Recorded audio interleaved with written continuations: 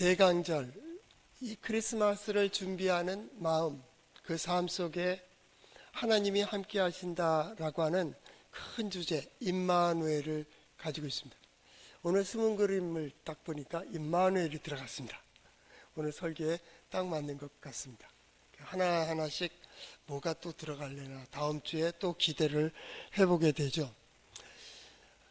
임마누엘, 그 하나님께서 이루시는, 우리 가운데 함께 하시는 하나님은 봐, 이런 능력이 있다고, 이렇게 해주신다고, 이게 성탄이죠. 보여주시는 하나님이죠. 첫째 주에 우리는 그저 놀라울 뿐이다. 성탄은 그저 놀라울 뿐이다. 우리와 함께 하시는 하나님의 역사는 놀라울 뿐입니다. 되어지는 일들도 놀랍지만 된 일들도 놀랍습니다. 동정녀의 몸에서 아들을 낳게 하시는 하나님, 놀랍습니다. 그저 놀라울 뿐입니다. 예수 그리스도의 사건 자체만 보더라도 다 놀랍습니다. 출생도 놀랍고요, 출신도 놀랍습니다. 다윗의 자손으로 오신 예수님께서 갈릴리에서 성장합니다. 사람들은 갈릴리에서 온 선지자라고 소개를 하죠. 갈릴리에서 선지자가 나온다고, 이것도 놀라운 일입니다. 우리로 말하면 촌놈입니다. 촌놈이 아무것도 배우지 못할 그런 환경에서 성장한 무지하고 무식한 자가 선지자 노릇을 한다고, 이 얘기입니다. 그래서 제자들이 나다나엘을 찾아가서 우리가 메시아를 만났는데 한번 와서 봐, 그랬더니 어디 출신인데? 라고 물어봅니다. 나사렛에서 온 선지자야. 그때 그가 말합니다. 아니, 나사렛에서 무슨 선한 것이 날 수 있는데? 라고 얘기합니다. 그저 놀라울 뿐입니다. 나사렛이라는 지명의 이름을 여러 성서학자들은 몇 가지로 해석을 합니다. 그 중에 나시린들이 모여서 살았기 때문에 나사렛이라 했다, 그런 분들도 있고요. 나사렛을 그들의 말로 나체르라는 이름에서 왔다. 나체르라는 것은 싹입니다. 싹. 예를 들면 큰 나무가 있는데 이게 너무 커서 더 이상 소망이 없겠다 할 때 잘라버립니다. 유시스 같은 경우도 잘라버립니다. 그런데 그 다음 봄에 보니까 거기서 싹이 났습니다.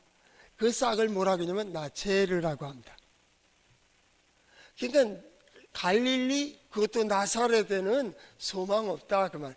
그 싹이 무슨 제목이 될 것이며 기둥이 될 것이며 쓸만합니다. 저는 농사에 대해서 잘 모르지만은 그분들에게 물어봤어요. 그 싹이 기둥이 될 만한 제목이 되겠습니까? 안 되죠. 안 되죠.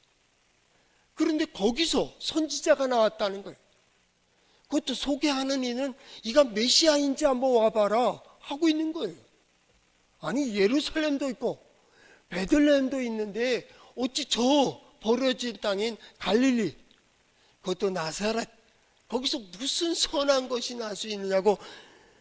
그런데 거기서 나오셨다니까요. 그저 놀라울 뿐입니다.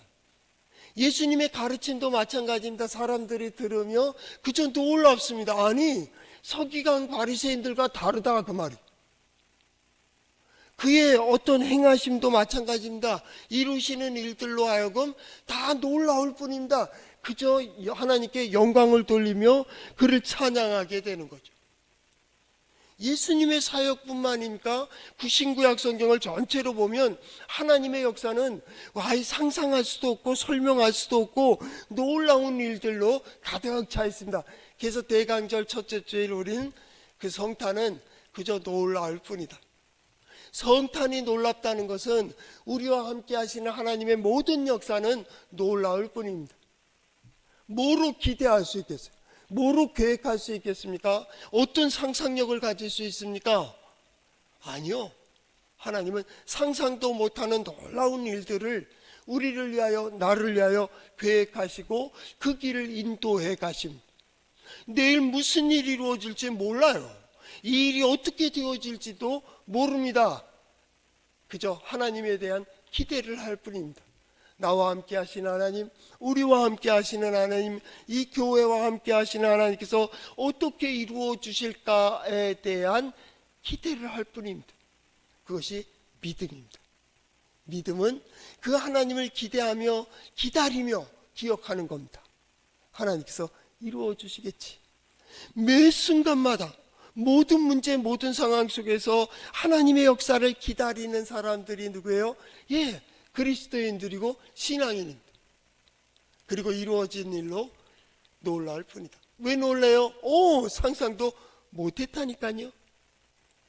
그런데 그 하나님이 대강절 둘째 주일 우리는 빛으로 오신 예수님이라는 말씀을 했어요. 보여지기 시작한 거예요. 그 하나님의 놀라운 역사는 흑암 가운데 있는 이들이 빛을 보는 거예요. 빛이 뭔지도 몰라요. 상상도 못했다니까요. 우리는 구원을 얘기하고 있지만 뭐가 구원이요? 풀어지길 바라지만 어떻게 풀어지길 바래요? 풀어봤어야지. 빛을 봤어야지. 그래서 빛이 세상의 빛이 돼 그들이 깨닫지 못한다. 이게 빛인지 뭔지를 모르는 거예요. 왜요? 경험이 없거든요.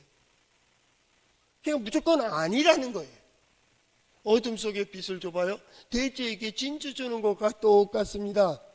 어때요? 먹을 건지 알고 먹는 것만 하는 거니까 먹다가 보니까 딱딱해서 이가 아프단 말이에요. 그냥 뱉어버리고 준 사람을 대들어요. 제가 이번 수요일 설교 제목을 정하는 중에 성경에 있는 그대로 지혜 있는 자를 책망하라 라는 말씀입니다. 주보가 이렇게 옆으로 놀렸네. 지혜 있는 자를 책망하라. 지혜 있는 자를 책망해? 어리석은 자를 책망해야 되잖아요. 아니, 여러분 어리석은 자 책망하지 마세요. 그들에게 교훈하지 마세요. 자기에게 대든다 그러고 자기 욕한다 그러고 거기서 싸움이 벌어집니다. 여러분들 미움받아요. 그 사람들에게는 절대 대항하지도 말고 대립하지도 말고 그러세요. 지혜 있는 자를 책망하라. 그러면 그는 지식이 더할 것이고 훈계를 받아냄으로써 더욱 명철한 자가 될 거예요. 사람들 관계에서도 마찬가지입니다. 어떤 것을 그래가 아닙니다 라고 얘기해주면 그것을 순종하며 듣는 자가 있지만 그것을 순종하지 않는 사람들이 있습니다. 우리 자녀들도 마찬가지입니다. 어느 나이 때까지는 하지마 그러면 하지 말아야지 그렇게 순종하지만은 어느 자녀들은 뭐라 그러니까 뭐라고 대항한다. 여러분 더 야단치지 마세요. 그때가 되면요 야단쳐도 안 됩니다. 괜히 인심 잃어요. 애들이 깨닫는 것은 나중에 저 실패를 맛보건데 그건 어른들이 보는 눈이요. 그들은 그걸 경험해야 돼요. 그래야 더 강해지잖아요. 그렇게 되는 거예요. 그래서 그때에 대해서 은혜를 생각하지만은 이미 야단을 쳐놨으니 상처만 받아서 관계가 회복되겠습니까? 그래서 소외되는 거예요. 그러니까 야단칠 놈을 야단쳐야지 안 되는 놈을 갖다 거기다 세우려니 돼요? 이 어리석은 거예요. 지혜로운 자에게 주는 거예요. 성경도 마찬가지입니다. 하나님의 말씀이 누구에게는 복되지만 누구에게는 심판이 됩니다. 하나님은 절대로 심판하지 않으십니다. 스스로 심판하는 겁니다. 어떤 사람은 성경책을 보고 성경을 오래 읽으면 지혜가 생기고 믿음이 생길 거라고 생각하지만 저는 그렇게 생각하지 않습니다. 어떤 사람이 하나님을 의심하고 하나님을 믿지 않는다면 성경을 펴진 순간 저는 그렇게 얘기할 겁니다. 아니요, 멈춰. 성경 펴지 마. 성경 펴는 순간 당신 저주야. 왜요? 성경을 펴는 순간 하나님이 태초에 하나님이 천지를 창조하시니라 이 말씀부터 걸립니다. 뭐? 하나님이 세상을 창조해줬다고? 믿지를 않습니다. 그가 세상에 하나님이 계시다고? 거기서부터 의심이 됩니다. 오히려 마음이 더욱 강팍해지고 하지 않아도 되는 욕을 하게 되고요. 강팍한 마음을 갖게 될 거예요. 그러나 믿음의 사람들은 다릅니다. 이 이상의 존재가 있다. 보이는 세계뿐만 아니라 보이지 않는 세계가 있고 보이는 힘이 있지만 보이지 않는 힘도 있다. 이 이상의 힘이 있고 거기에 최고에는 하나님이 모든 걸 주관한다고 생각하는 사람들은 성경을 펴는 순간부터 은혜가 됩니다. 이 모든 세상을 하나님이 만드셨다는 거예요. 얼마나 고마운 일입니까? 우리가 창조주 하나님을 고백하는 이유가 뭡니까? 그 질서를 따른다는 거예요. 하나님이 만드셨는데 왜 내가 어겨? 그래서 그 법칙과 원칙을 따라 살아가는 거예요. 바로 우리의 신앙의 고백입니다. 하나님의 말씀입니다. 매 순간마다 하나님은 다양한 방법으로 우리를 구원하십니다. 그래서 구원의 하나님을 이야기합니다. 다양한 방법입니다. 사람들을 통해 들려주시기도 하고 역사를 통하여 보여주시기도 하고 마음을 두드리며 깨닫게 해주시는 하나님, 그 하나님이 우린 대강절 둘째 주일 2024년도 대강절의 둘째 주일은 빛으로 오신 예수님입니다. 보여주신다 그 말. 보지 못하던 것들이 보여지기 시작하는 거예요. 하나님이 함께 하시면, 하나님께서 역사하시면, 하나님의 은혜가 있으면 되더라는 거예요. 되더라. 저 집의 자녀들은 나보다 부족한데, 우리보다 부족한데 어디 저 집 자녀들이 더 잘 되느냐, 저 사람은 나보다 부족한데 어떻게 저 사람이 성공하느냐고, 저 사람은 나보다 가진 게 적은데 어떻게 해서 저렇게 늘 행복하게 살아갈 수 있느냐고. 이유는 한 가지요. 하나님이 역사하시는 거예요. 하나님의 은혜가 풀어주시고 이루어주시고 보호하여 주시고 함께해 주시는 빛. 오늘 세 번째 주일은 말씀이 육신이 되어, 이 말입니다. 말씀이 육신이 되었다는 것. 말씀이 들려지던 말씀, 들려주시던 말씀, 선지자를 통하여, 지혜자를 통하여, 세상을 통하여 들려주던 말씀을 구체적으로 정말에 예수 그리스도로 우리에게 보여주시고 들려주시는 거예요. 말씀이 보여지는 거예요. 예수 그리스도는 보여지는 말씀입니다. 말씀이 육신이 되어 육화되었다, 그 얘기입니다. 우리에게 보여주고 들려주시고 깨닫게 해주시고 알게 해주시고, 말은 그런 힘을 가지고 있습니다. 이 속에만 가지고 있으면 내 생각과 내 사상입니다. 이것이 공기를 진동합니다. 소리가 됩니다. 의미 없는 소리는 허튼 소리입니다. 아무리 많은 말을 하더라도, 공기를 많이 진동시킨다 할지라도 그건 허튼 소리요. 들을 필요가 없어요. 듣지 마세요. 그러나 의미를 지니게 되면 그게 악기 소리도 말이 됩니다. 나를 위로하고 격려하고 새로운 어떤 도전을 하게 됩니다. 말은 들려지기 시작합니다. 의미를 가지고 들려지게 됩니다. 하나님의 말씀이 육신이 되었다는 말씀은 곧 하나님의 뜻과 하나님의 생각과 하나님과 계획과 하나님의 지혜가 우리에게 보여지고 들려지기 시작했다는 겁니다. 자, 봐. 우리는 누굴 통하여? 예수님을 통하여 보는 겁니다. 그의 모습, 예수 그리스도 자신을 통하여 하나님을 보는 겁니다. 아, 하나님은 저렇게 저 자리에 서며 저렇게 살아가도록 우리를 창조하셨구나 하는 것을 보게 됩니다. 예수 그리스도의 복음을 통하여, 그 가르침을 통하여 우리는 또 말씀을 듣게 됩니다. 또한 예수님의 행하시는 일들을 통하여 우리는 하나님의 능력을 보게 됩니다. 다 놀라울 뿐입니다. 놀라울 뿐입니다. 예수 그리스도의 복음을 믿고 성탄절을 기다리며 대강절을 지키는 우리 성도들에게 이런 그저 놀라울 뿐인 하나님의 구원의 역사를 볼 수 있기를 축복합니다. 나는 더 이상의 소망이 없다고 생각했던 이들이 뜻밖의 사람들을 만나고 뜻밖의 일을 보게 되고 뜻밖의 상황과 환경을 통하여 새로운 역사가 이루어지고 새로운 일자리가 생기고 새로운 은혜를 경험하는 우리 성도들 될 수 있기를 축복합니다. 세상이 혼란하다고 합니다. 원래 세상은 혼란합니다.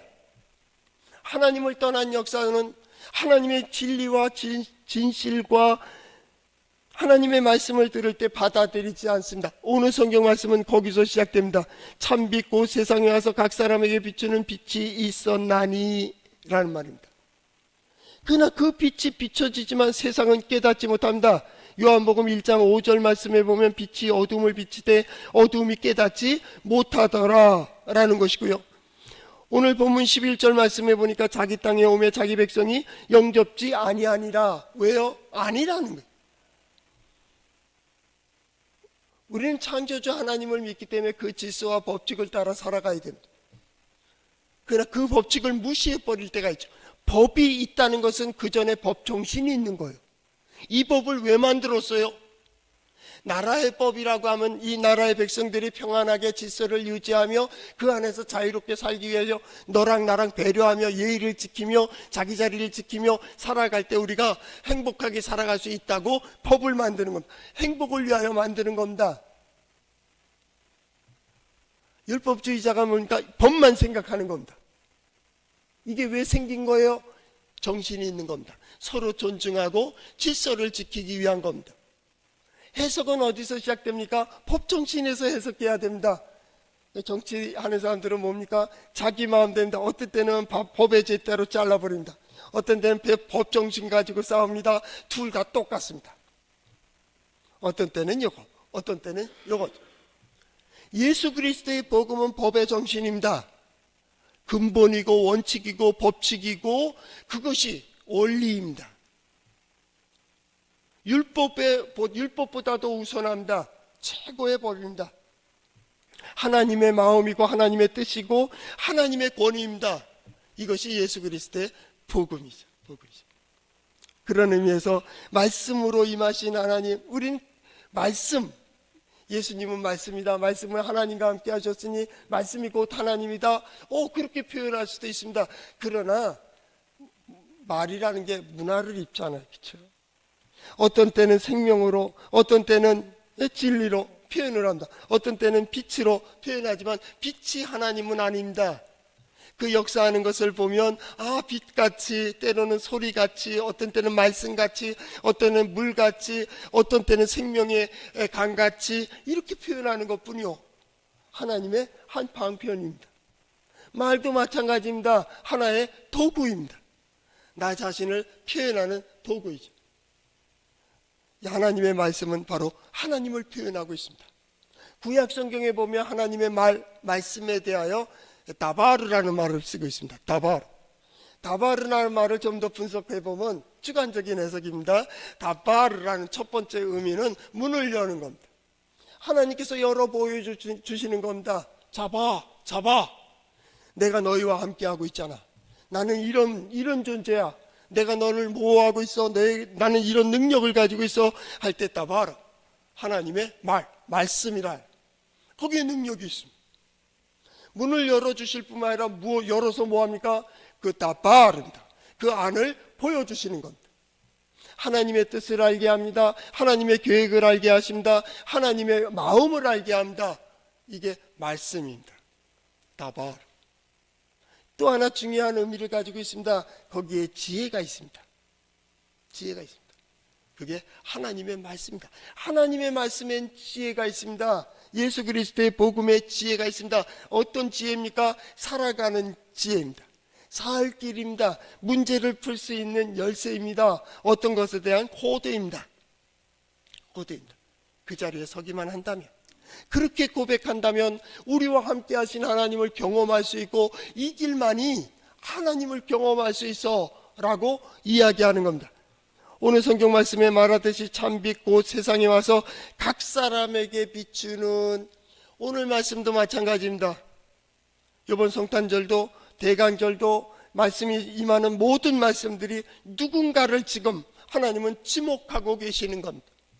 그 시대의 마리아를, 그 시대의 요한을, 그 시대의 엘리야를 쓰셨던 하나님께서 오늘 누군가가 이 말씀을 들으며 나와 함께 해주시는 하나님께서 나로 보게 하시고 듣게 하시고 깨닫게 하고 계시구나 라는 것입니다. 거기에 우리는 어떻게 응답할까? 우리는 그 자리에 서야 되는데, 그것이 바로 성경에 있는 말씀입니다.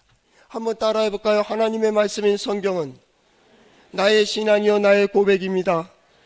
주여 내게 무슨 말씀을 하려 하시나이까? 내게 무슨 말씀을 하시든지 그대로 하리이다. 하나님의 말씀, 그것은 귀중합니다.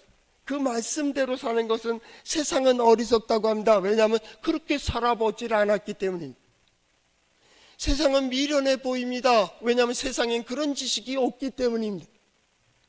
우리는 세상에 대한 이 역사와 인류의 어떤 일들을 많이 알고 있습니다. 지난 과거는 지식으로 우리가 듣고 있습니다.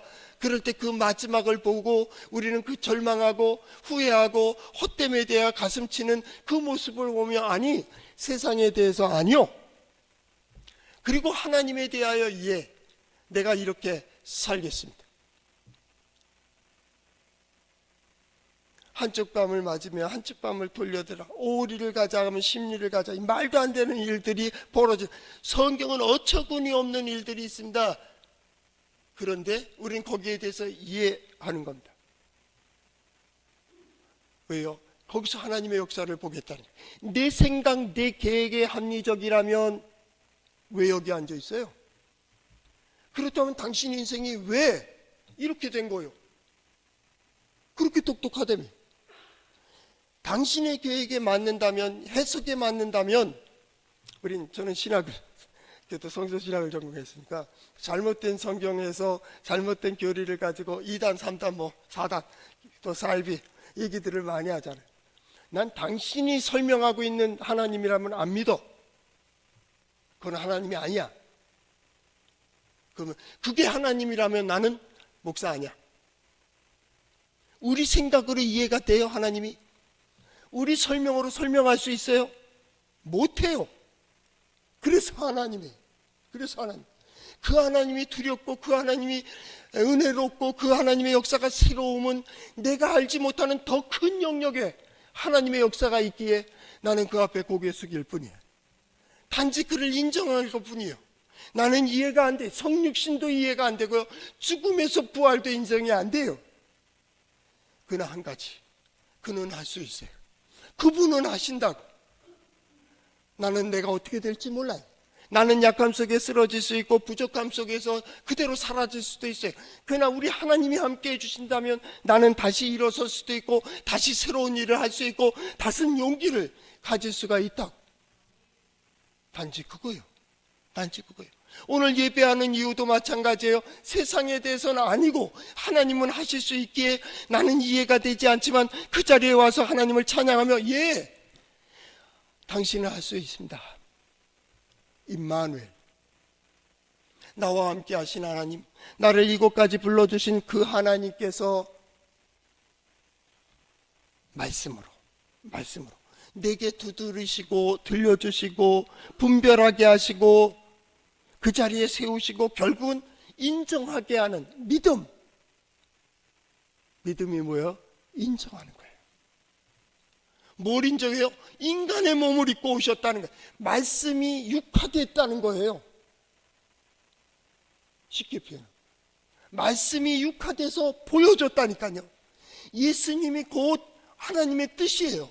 하나님의 말씀이 보여줬다니까.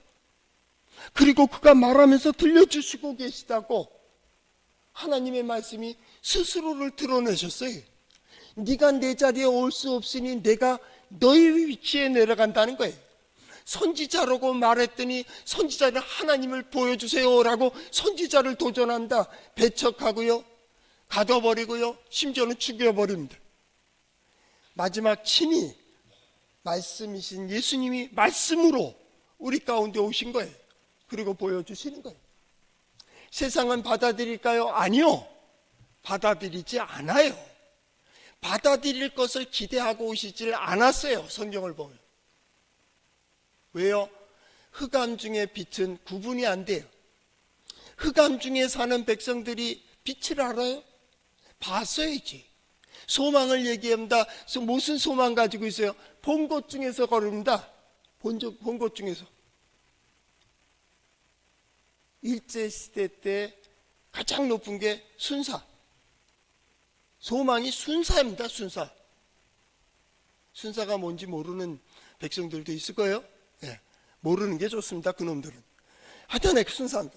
그거 되는 겁니다. 그러니까 해방돼 가지고 순경, 경찰 되고 얼마나 그냥 위세를 부렸습니까? 그거밖에 모르니까. 본 게 그거니까. 우리 하나님은요, 더 크신 분이에요. 우리가 알고 있는 것보다 더 크신 분이에요. 그분이요, 인간의 위치로 인간의 눈높이까지 낮아졌다니까요.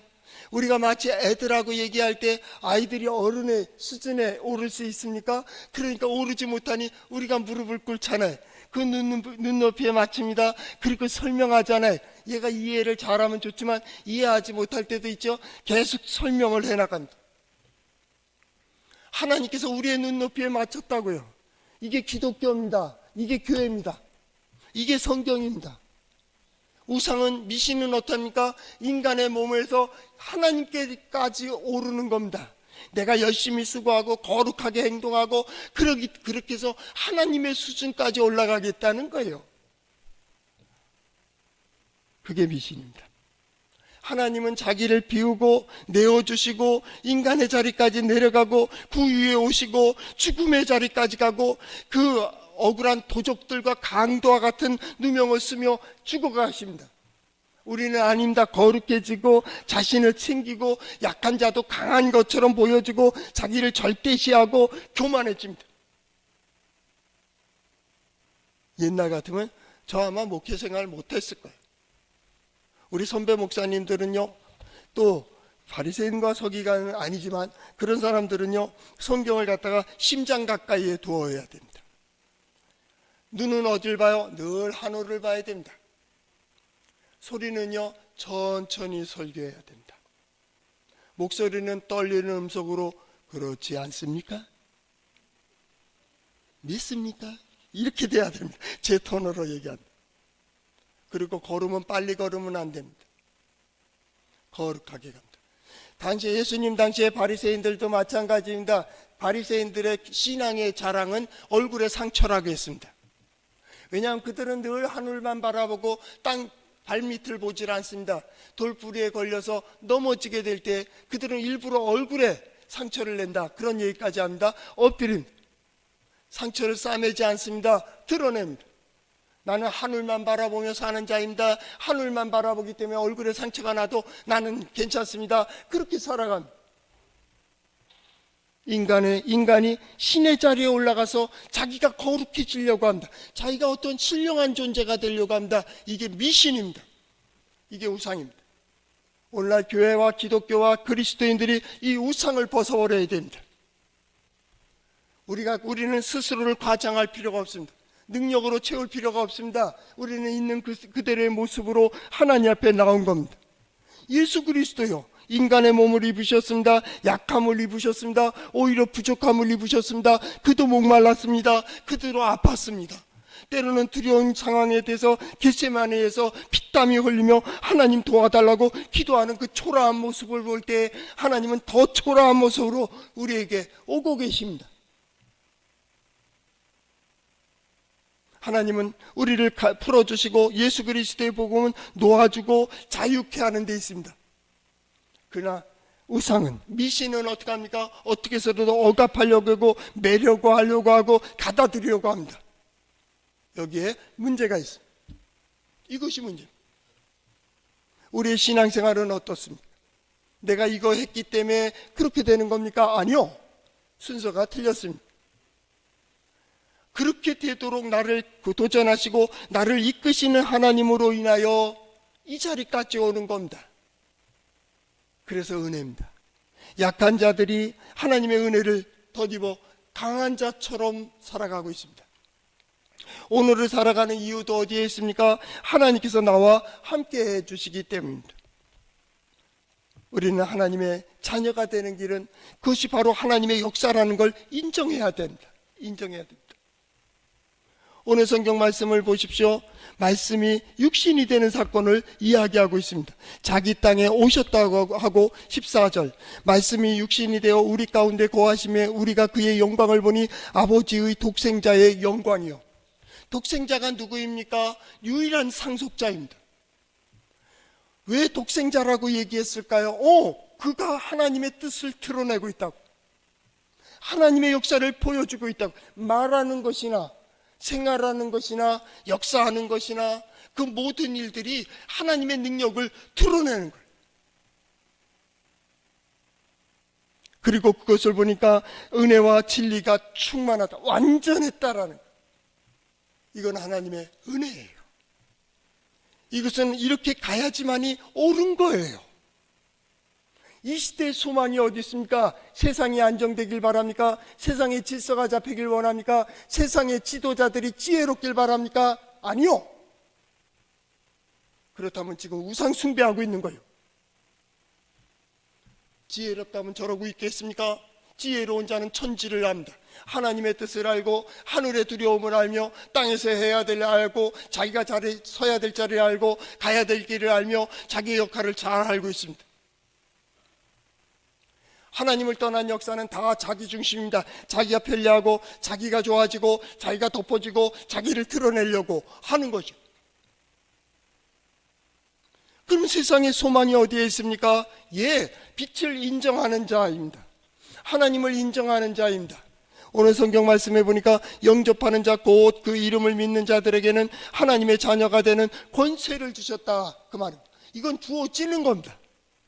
권세를 얻고 싶어서 얻어지는 게 아닙니다. 하나님이 주시는 겁니다. 권세가 뭡니까? 권위를 지는 겁니다. 이렇게 했으면 좋겠다, 된다니 그것을 향해서 나아갑니다. 거기에 도달하게 해주신다니까요. 생각만 하여도 그는 깊이 고민하지 않습니다. 전도서에서 나오듯이. 왜냐하면 생각만 하여도 응답하시기 때문이니라. 나는 그랬으면 좋겠어요. 우리 성도들의 나의 능력과 나의 시간과 나의 어떤 것으로 이루어졌다고 얘기하는 것보다는 하나님께서 글쎄 내가 왜 그 일을 했는지 모르겠어. 그런데 그 일을 통해서 이렇게 됐잖아. 이게 다 하나님의 은혜야, 은혜. 우리는 부족하고 연약하지만은 하나님께서 이루어 주셨다고. 독생자의 몸 마찬가지로 우리가 하나님의 자녀가 되고 영접하는 자 곧 그 이름을 믿고 그것을 따르는 하나님의 자녀가 되었다면 여러분이 가는 가정에서 일터에서 만나는 사람들 가운데 여러분들을 보면 첫째는 하나님의 자녀의 영광이어야 돼. 그렇게 되기를 바랍니다. 하나님의 자녀들은 저렇게 사는 거구나. 영광이 뭐예요? 하나님의 능력을 보는 거예요. 하나님의 지혜를 보는 겁니다. 그것이 영광입니다. 하나님을 드러내는 겁니다. 그런데 그 영광의 특징이 뭐라고요? 은혜와 진리가 충만한, 은혜가 충만한 거예요. 언제나 모든 상황, 모든 조건 속에서 기쁨과 감사와 행복이 은혜예요. 은혜. 저 사람은 그렇게 고민하는데 왜 내 마음속에는 걱정이 안 돼요? 어떤 사람 그렇게 고백하는 사람도 봤어요. 될 거야. 될 거야. 저 사람은 평생 걱정하라 그래. 걱정하라. 말이라는 게, 말을 누가 먼저 들어요? 자신이 먼저 들어요. 사람들은요, 남이 말하는 거 그렇게 신경 안 써요. 자기에게 유익한 말만 듣습니다. 그렇기 때문에 말할 때 자신이 들어요. 악한 말을 하면 누가 먼저 상처받냐면 자신이 상처받아요. 악한 말로 계속 자기 문을 다듬어지고 문을 두드리게 되면 나중에 선한 말을 못합니다. 닫힌 문만 보는 사람은요, 열린 문도 닫혀 보입니다. 말은 굉장히 중요합니다. 성경은 다 여는 겁니다. 구원하는 겁니다. 생명의 말입니다. 그래서 16절에 보면 은혜 위에 은혜가 되는 겁니다. 나는 이번 성탄절을 기다리는 우리 성도들의 삶 속에 영접하는 자, 그 이름을 믿는 하나님의 자녀들이 하나님의 영광을 보기를 축복합니다. 하나님이 함께 해주시면 그 이루어진 일들로 임마누엘, 하나님이 나와도 함께 하시는구나. 거기에 그저 놀랄 수 있기를 바랍니다. 설명이 안 되잖아. 마리아하고는 함께 하셨죠? 엘리야하고는요? 세례요한은? 예수님은? 바울하고는요? 나하고는? 이번엔 나하고입니다.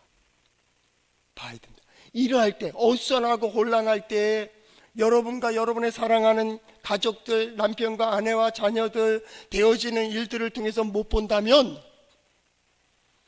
이 상황 다시 만들기 쉽지 않을걸요. 저는 그랬어요. 어수선하길래 내년은 더 어수선할 겁니다.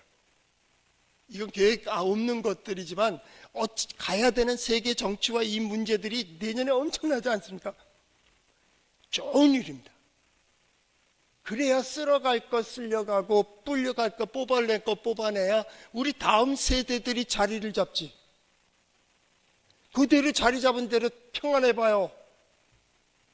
세상은 언제나 요동해요. 그러나 우리의 믿음은 변함이 없어요. 세상은 언제나 변해요. 하나님은 변함이 없어요. 우리 성도들에 되어지는 모든 일들 속에 하나님의 능력과 지혜, 그걸 통하여 은혜와 진리를 보는 우리 대강절 될 수 있기를 축복합니다.